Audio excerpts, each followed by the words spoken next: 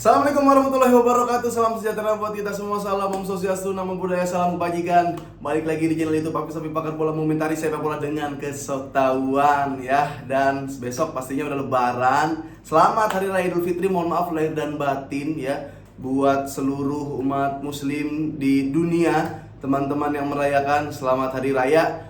Maafin kalau pakar bola selama ini ada salah-salah kata apabila merosting tim, tapi yang di roasting gak dengar, tapi kalian yang sakit hati mohon dimaafkan ya. Hari ini gua mau membahas Liga Champions yang baru aja berlangsung, sudah sampai semifinal saat ini. Ada kemarin yang lolos, Madrid akan bertemu dengan Manchester City. Ini seperti apa nih kira-kira nih? Dan ada derby La Madonnina antara Inter Milan berhadapan dengan AC Milan. Jadi kemarin kalau diulang lagi kita rekap, hasilnya adalah Milan 1-1 lawan Napoli. Jadi dia unggul agregat 2-1. Ada juga Real Madrid yang melawan 11 anak babi. Ada Chelsea yang kalah 4-0, 2-0, 2-0 di Stamford Bridge dan di Santiago Bernabeu.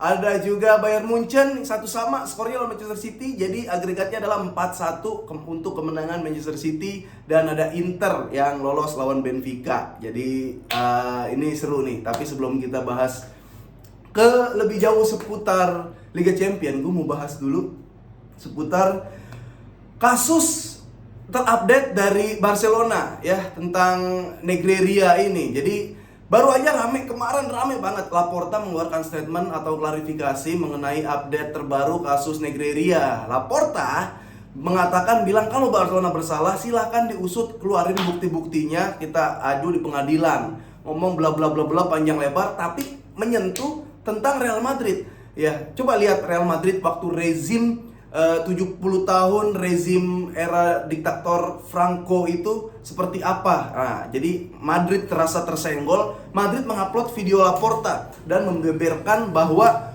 di saat era diktatoran atau rezim Franco, Barcelona juga banyak mendapatkan privilege. Privilege-nya adalah ya banyak stadion Camp Nou berdiri atas persetujuan dari Franco, kayak gitu-gitulah. Terus Barcelona menang Copa del Rey, juara Liga, itu justru ada di era kediktatoran Franco.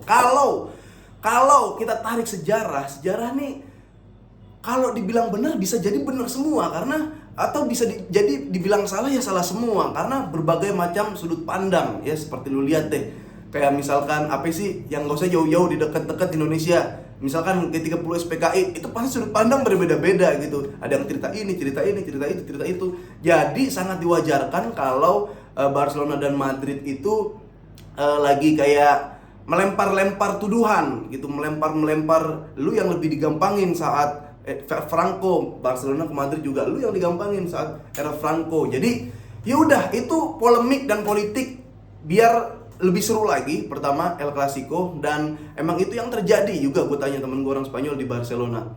Jadi harusnya nih kalau Laporta ketika dapat counter dari Madrid, harusnya dia bikin counter lagi biar nggak kelihatan di bawah Madrid. Menurut gue sih harus seperti itu. Jadi ini biarin aja seru, emang kayak gini gitu. Tapi masalahnya adalah di saat Laporta dan Florentino Perez yang ribut, di saat Madrid dan Barcelona yang ribut, itu di Spanyol, di media sosial Indonesia rame banget ya. Ini fans bukan fans nih, gue yakin yang berantem di media sosial ini, aduh gue lihat akun-akunnya itu, gue yakin itu orang Spanyol asli, orang Madrid asli sama orang Katalan asli. Tapi dia udah bisa bahasa Indonesia dengan lancar dan dia nggak mau nunjukin muka asli, dia pakai akun-akun anonim, enim, Alfa Korea, foto pemain bola gitu kan.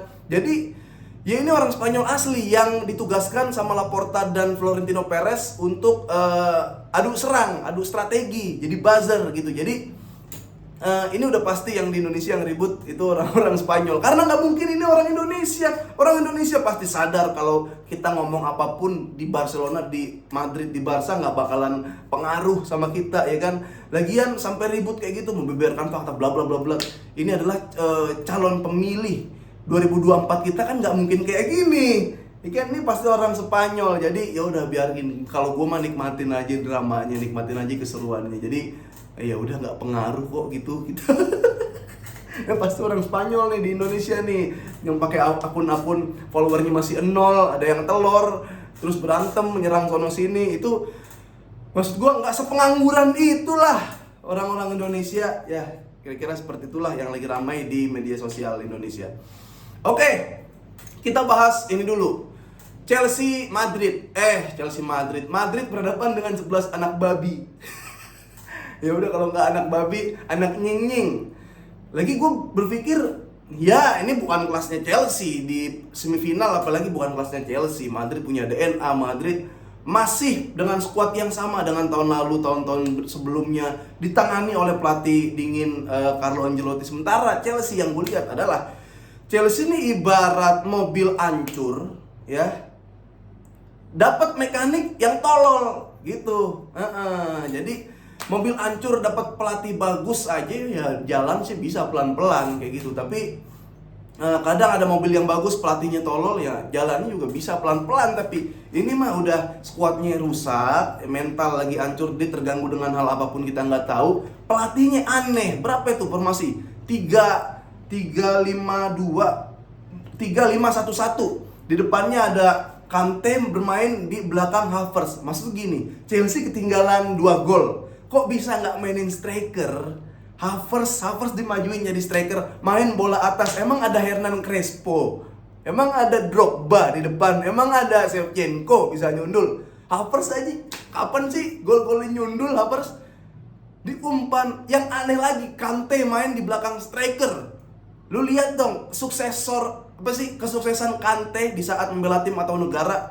Beda-beda pelatih, dia main di mana? Pernah dia jadi penyerang. Lampard. Ya ampun, Lampard. Wah, Felix dimainin juga. Sterling mah udah gak bisa main bola lagi. Udah, memang harus revolusi mental dulu. Gue gak tahu Lampard ini bisa dipecat 2 kali apa enggak. Yang jelas dia jadi caretaker sampai akhir musim. Terlebih ya udahlah, mau Nagelsmann mau apa. Lampard belum lah. Lampard masih sama kayak Xavi, mediocre parah. Jadi ya udah, memang Madrid yang lolos ini. Dan selanjutnya Milan Napoli. Wah, ini bagan kanan nih sebenarnya ya Liga Italia semua ya. Gue mah setuju kalau Liga Italia ada yang di kiri satu, entah siapapun, untuk merusak antara City Munchen atau Madrid dan 11 anak babi. Tapi yang terjadi Liga Italia di kanan semua. Kalau kita nonton AC Milan Napoli, itu bener-bener defense Catenaccio tuh mulai kelihatan lagi. Jadi ya, Napoli memang salah satu tim yang nyerang di Liga Italia gitu. Tapi untuk berhadapan dengan Milan, yang jelas kalau di Eropa dia udah punya yang namanya DNA Liga Champions, itu beda lagi, bro.